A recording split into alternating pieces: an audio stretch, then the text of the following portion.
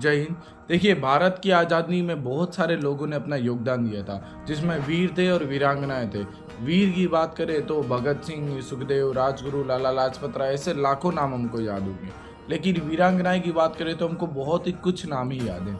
जैसे रानी लक्ष्मीबाई हो गई। आज मैं आपको बताने जा रहा हूँ कैसी वीरांगना जिनको बहुत ही कम लोग जानते हैं, रानी दुर्गावती जी के बारे में। इनका जन्म 24 जून 1524 को हुआ था और इस दिन दुर्गा अष्टमी थी, इसलिए इनका नाम दुर्गा जी रख दिया गया।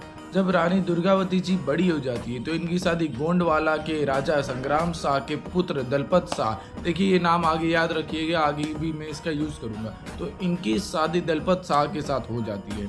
अब शादी के 1 साल बाद ही इनका पुत्र हो जाता है, राजा वीर नारायण। मैं राजा इसीलिए लगा रहा हूँ, आगे आपको पता चल जाएगा। और शादी के महज 3 साल बाद ही 1548 में दलपत शाह यानी दुर्गावती के पति जी का निधन हो जाता है, उनकी मृत्यु हो जाती है। जैसे ही दलपत शाह की मृत्यु हुई, ये बात पूरी दुनिया को पता चल गई थी।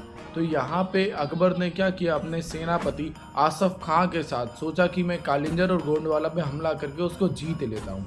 जैसे ही ये खबर रानी दुर्गावती जी को पता चलता है, वैसे ही वो पीछे नहीं हटती, वो फैसला कर लेती युद्ध लड़ने का। तो अब यहाँ पे देखिए 4 युद्ध ही बहुत फेमस है, इसके बारे में ज़्यादा डॉक्यूमेंट नहीं मिला है, लेकिन जो 4 युद्ध है वो बहुत ही फेमस है। उसके नाम मैं आपको बताता हूँ।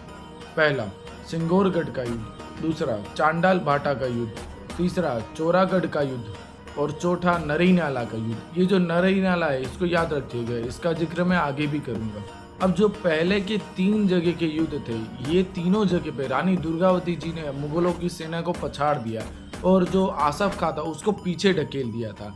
अब जैसे ही ये तीनों युद्ध में हार गए तो इन्होंने सोचा कि जो नरई नाला है वहाँ पर वो रानी दुर्गावती जी को चारों तरफ से घेर लेंगे और उनको मार देंगे। और हुआ भी वैसा ही। नरई नाला में क्या हुआ, रानी दुर्गावती जी अकेले फंस गई और चारों तरफ से मुगल सेना उनको घेर चुकी थी। तो इन्होंने क्या किया, अपने खंजर निकाला और खुद ही इसको सीने में मार के अपना बलिदान दे दिया।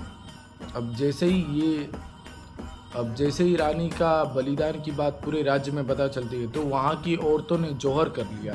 जौहर का मतलब होता है आग के द्वारा अपनी हत्या कर ली। उस समय मुगल क्या करते थे कि राज्य को जीतने के बाद जो भी औरतें थे उनके साथ जबरदस्ती रेप करते थे। इसी वजह से वहाँ की औरतों ने भी जौहर कर लिया।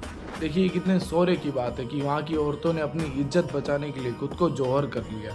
अब जैसे ही रानी की मृत्यु हो जाती तो इनका जो पुत्र था राजा वीर नारायण, वो भी अपने शीश काट के माँ की चरणों में अर्पण कर देता है और यहीं पर इनका सारा साम्राज्य खत्म हो जाता है। लेकिन आज भी रानी दुर्गावती जी का समाधि स्थल नरई नाला जो जबलपुर में है वहाँ पर है। लोग आज भी वहाँ पर जाते हैं और सफ़ेद पत्थर और सफ़ेद फूल चढ़ाते हैं, उनको नतमस्तक करते हैं।